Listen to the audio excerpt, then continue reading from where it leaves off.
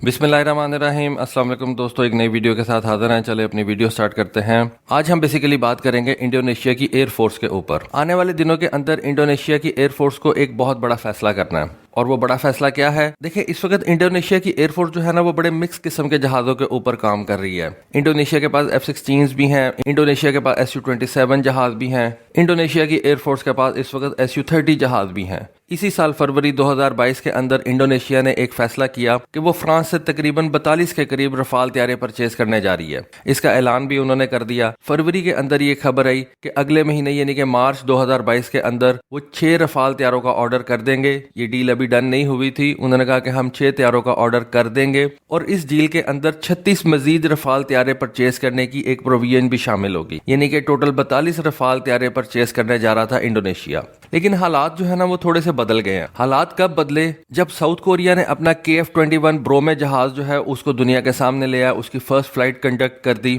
और जो कि एक समझा जा रहा है कि 5th जनरेशन का जहाज है। जो इसका बैच 1 होगा, ये जो साउथ कोरियन जहाज है, इसका जो बैच 1 होगा उसके बारे में कहा जाता है कि वो पहले सिर्फ एयर सुपीरियोरिटी के ऊपर जो है वो अपनी तवज्जो मरकूज रखेगा, लेकिन जब उसका बैच 2 तैयार किया जाएगा तो वो एक मल्टी रोल जहाज के अंदर उसको कन्वर्ट कर दिया जाएगा। यानी कि आप कह लें कि उसके ऊपर एयर टू ग्राउंड वेपन्स जो है वो भी इंटीग्रेट कर दिए जाएंगे।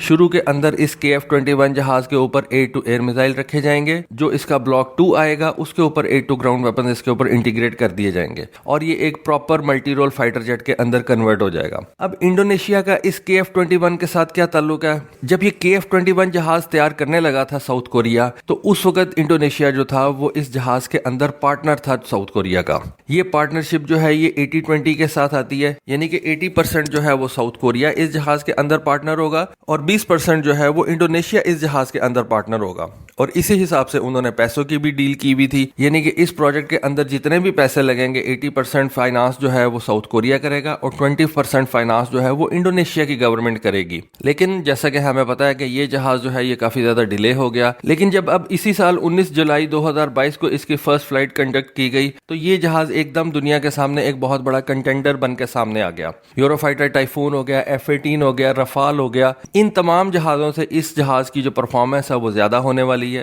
क्योंकि इसका जो डिजाइन है वो स्टेल्थ डिजाइन है, डबल इंजन जहाज है। इसकी जो मेंटेनेंस है वो काफी ज्यादा लो कॉस्ट होगी। इस वजह से एनालिस्ट ये कह रहे हैं कि आने वाले दिनों के अंदर ये जो KF-21 ब्रोमे जहाज है ये सारी दुनिया को सरप्राइज करेगा, और यूरोपियन और फ्रेंच जहाजों की सेल जो है उनके ऊपर इफेक्ट लेके आएगा। देखें, मैंने आपको पहले भी बताया हुआ कि ये जो फाइटर जेट्स होते हैं इनकी सेल के अंदर पॉलिटिकल आंसर बहुत ज्यादा इंपॉर्टेंट होता है। अब फ्रांस के भी अपने मसले वसाइल हैं, आपको पता है नेटो कंट्री होने की वजह से। वैसे भी फ्रांस जो है वो कॉलोनियल पावर रही हुई है, और इस तरह की जो कॉलोनियल पावर्स होती है ना, उनको लोग अच्छा नहीं समझते, उनके साथ डील करना अच्छा नहीं समझते। लेकिन उनकी टेक्नोलॉजी इस वक्त दुनिया के अंदर बेस्ट है, इस वजह से टेक्नोलॉजी परचेज करना जो है वो दुनिया की बहुत सी कंट्रीज का जो है वो एक मजबूरी बन जाती है। साउथ कोरिया की ऐसा कोई इतनी ज्यादा प्रॉब्लम्स नहीं है। साउथ कोरिया ने पॉलिटिकली किसी को इतना ज्यादा इन्फ्लुएंस भी नहीं करना। अगर उनका ये KF-21 ब्रोमे जहाज अच्छा है और उसकी मेंटेनेंस जो है वो बहुत ज्यादा महंगी नहीं है, उसकी लाइफ साइकिल कॉस्ट जो है वो इन जहाजों के साथ मैच करती है या इनसे बेहतर रहती है, तो बहुत सी दुनिया की जो कंट्रीज हैं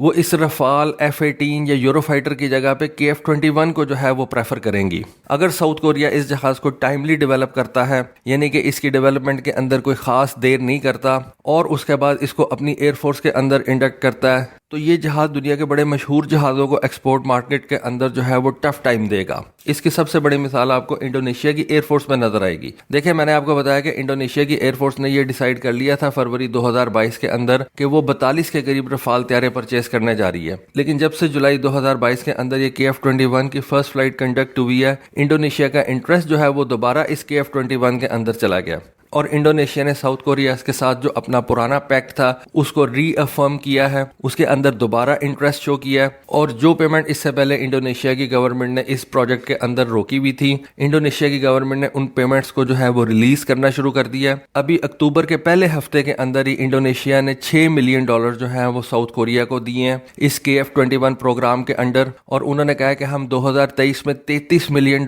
मजीद आपको इस KF-20 प्रोग्राम के लिए जो है वो देंगे।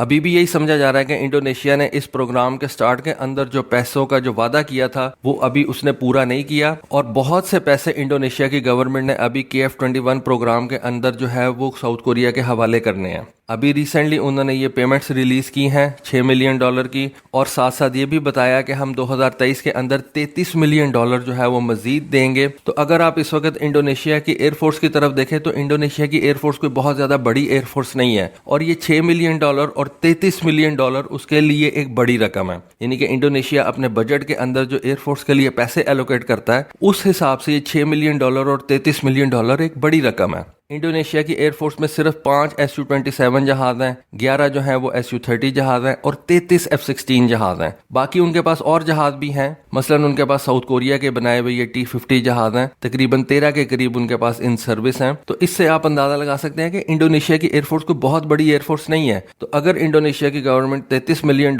देने का वादा कर रही है और उसका अभी तक फ्रांस के साथ कोई मुआहदा नहीं हो सका रफाल तैयारों से मुतालिक, तो इससे जाहिर होता है कि इंडोनेशिया की गवर्नमेंट जो है वो रफाल की बजाय इस KF-21 जहाज के अंदर इन्वेस्ट करना बेहतर समझ रही है। ये डासो रफाल के लिए एक धचका है कि इंडोनेशिया जो है वो रफाल प्रोग्राम से निकल जाएगा और वो अपने KF-21 प्रोग्राम के अंदर इन्वेस्ट करेगा। देखिए, एक बात तो है कि साउथ कोरिया ने ये जहाज तो तैयार कर लिया, लेकिन उसको इस जहाज के लिए एयर टू एयर मिसाइलों के लिए या तो अमेरिका के पास जाना पड़ेगा या यूरोप के पास जाना पड़ेगा। लेकिन मेरा ये ख्याल है कि साउथ कोरिया इस जहाज के एयर टू एयर मिसाइल्स के लिए यूरोप के पास जाएगा और यूरोप से मीटियोर मिसाइल परचेज करेगा। वो एक अलग से डील होगी, और चूंकि मीटियोर मिसाइल को MBDA कंपनी तैयार करती है जिसके अंदर दूसरी कंट्रीज के भी स्टेक्स हैं, इस वजह से MBDA कंपनी जो है वो साउथ कोरिया को ये KF-21 जहाज के लिए मीटियोर मिसाइल सेल कर देगी। शॉर्ट रेंज मिसाइल के लिए अगर साउथ कोरिया को SRAM मिसाइल सेल करना हुआ तो वो भी कर देंगे। बल्कि अगर शॉर्ट रेंज मिसाइल के लिए अमेरिका से कहा गया कि आप साइड वाइंडर X मिसाइल दे दें तो वो भी दे देंगे। तो इस हवाले से अगर देखा जाए तो ऐसा लग रहा है कि जकार्ता यानी कि इंडोनेशिया जो है वो रफाल की बजाय KF-21 जहाज को ज्यादा प्रेफरेंस दे रहा है। देखें, अगर रफाल परचेज करता है इंडोनेशिया तो वो just as a client purchase करेगा, लेकिन अगर वो KF-21 के अंदर इन्वेस्ट करता है तो ये इंडोनेशिया के लिए एक पार्टनर प्रोग्राम है, और इस प्रोग्राम के अंदर इंडोनेशिया जो है उसको बहुत ज्यादा एडवांस टेक्निकल सहूलतें भी मिल जाएंगी, टेक्निकल नॉलेज भी मिल जाएगा, और आने वाले दिनों के अंदर उसको इस जहाज के साथ जो है वो ज्यादा कंफर्टेबल वो रहेगा। तो ये एक मैं कह सकता हूं कि रफाल के लिए एक ब्लो बैक है, क्योंकि जब से ऑकस डील हुई थी ना अमेरिका, ऑस्ट्रेलिया और इंग्लैंड की, तो उस वक्त फ्रांस जो था वो बहुत गुस्से में था। फ्रांस ने ऑस्ट्रेलिया के एडवर्सरी इंडोनेशिया को ये रफाल तैयारे सेल करने का प्रोग्राम बनाया और एग्री किया कि हम आपको 42 रफाल तैयारे सेल करेंगे। लेकिन अब इस वक्त इंडोनेशिया को अपना जो प्रोग्राम है उसके अंदर ज्यादा मुनाफा समझ में आ रहा है, ज्यादा जो है वो फायदा नजर आ रहा है। इस वजह से इंडोनेशिया ने ये डिसाइड किया कि हम अपने KF-21 प्रोग्राम के अंदर, जिसके अंदर वो 20% के पार्टनर हैं, इन्वेस्ट करेंगे और इस प्रोग्राम को आगे लेके चलेंगे। तो दोस्तों, ये एक छोटी सी वीडियो थी, छोटी सी इन्फॉर्मेशन थी, सोचा आपके साथ शेयर करूं। होपफुली आपको आज की वीडियो, आज की इन्फॉर्मेशन पसंद आई होगी। कॉमेंट सेक्शन में अपनी राय से जरूर आगाह कीजिएगा। आज के लिए बस इतना ही। Thank you. Allah Hafiz.